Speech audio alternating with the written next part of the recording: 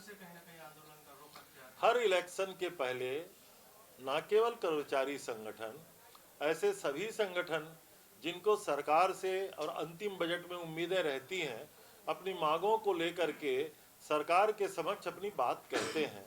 हमारी सरकार में भी हमारी बजट की उपलब्धता को देखते हुए किस प्रकार कार्यवाही किया जा सकता है, उस पर हम विचार कर रहे हैं। छत्तीसगढ़ के नौजवानों के खिलाफ राजभवन पता नहीं क्यों प्रतिष्ठा का प्रश्न इसको बनाया हुआ है। इसका उत्तर तो राजभवन ही दे सकता है, लेकिन लगातार हमारे प्रयास पिछड़ा वर्ग, अनुसूचित जाति और जनजाति के लोगों का महामहिम से मुलाकात करके आग्रह, लाखों लोगों का प्रदर्शन के बाद भी राजभवन इसको रोक के क्यों रखा है। हम लोग हमेशा इस बात की आरोप लगाते हैं कि भारतीय जनता पार्टी के कार्यालय से स्टेटमेंट निकलता है और राजभवन की विज्ञप्ति के शब्द भी उसी प्रकार निकलते हैं। क्या ये केवल इसी कारण से हमारा आरक्षण का काम रुका हुआ है? छत्तीसगढ़ के हजारों और लाखों बेरोजगारों का अहित हो रहा है। हम लोग तो अभी भी चाहेंगे राजभवन इसमें उदारता बरते, नहीं तो हम लोग उसके लिए दूसरा रास्ता जो सरकार के पास और सारे विकल्प हैं उसके आधार पे छत्तीसगढ़ में आगामी हम कार्य करेंगे। क्या विकल्प है? विकल्प हैं, बैकलॉग की भर्तियां होंगी, सुप्रीम कोर्ट में हमारे मामले चल रहे हैं, विज्ञापन हम किस आधार पे अब निकालेंगे इस पे हम लोग लगातार विचार कर रहे हैं। लेकिन अब हम लोग चाहते हैं कि अगर आदरणीय मुख्यमंत्री जी ने और छत्तीसगढ़ की सरकार ने, राजभवन ने कहा था कि वो विधानसभा का विशेष सत्र में विधेयक पारित करें और तत्काल 5 मिनट में दस्तखत कर देंगे, तो अपनी बातों में उनको कायम रहना चाहिए।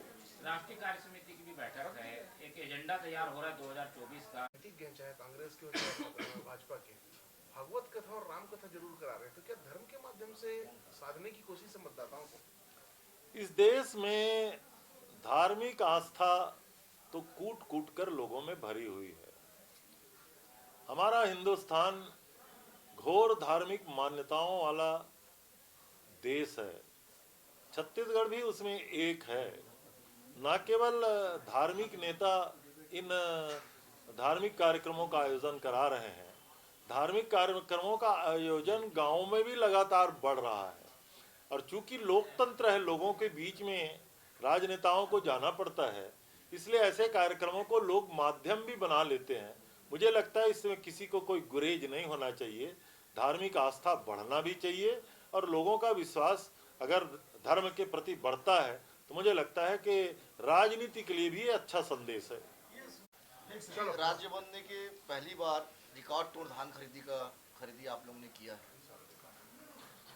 छत्तीसगढ़ में आदरणीय मुख्यमंत्री श्री भूपेश बघेल जी के नेतृत्व में हमने दो सबसे बड़ी बात किसानों की मदद के लिए की है।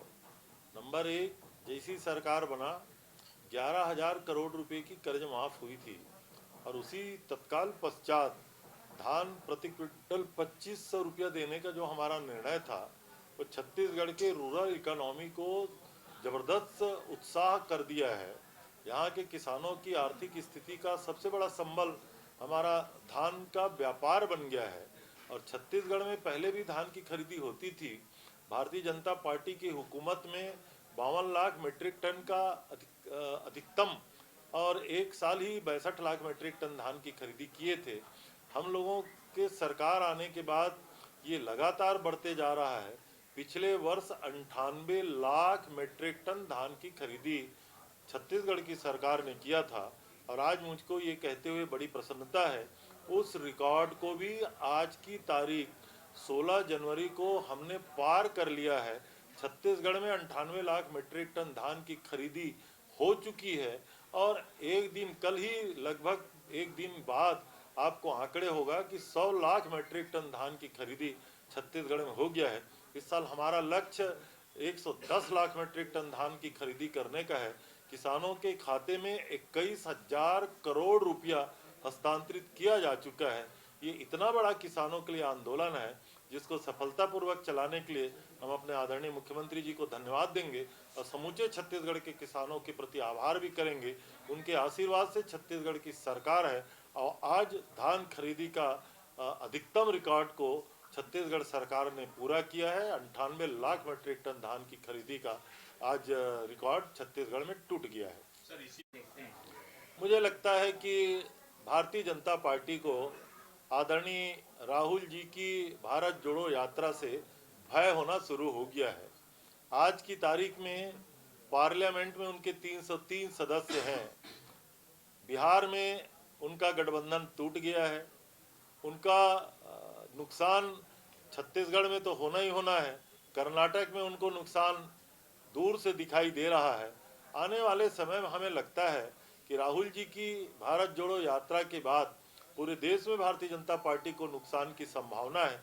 इसलिए शायद भयाक्रांत भारतीय जनता पार्टी इस तरीके से अपनी तैयारी कर रही है। भाजपाई रासुका के खिलाफ धरना दे रहे हैं तो मुझे लगता है ये केंद्र सरकार के खिलाफ उनका धरना है, क्योंकि रासुका का कानून केंद्र सरकार का कानून है।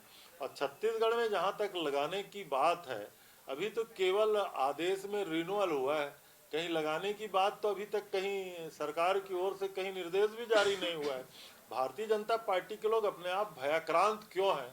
मुझे लगता है कि उनके खुद के मन में ऐसा लगता है कि कहीं ना कहीं ऐसा उनको आभास है कि ये जो जिस हेतु इस कानून का उपयोग किया जाएगा, शायद उसके कहीं ना कहीं दोष उनके स्वयं के ऊपर लग रहा है, ऐसा वो महसूस करते हैं।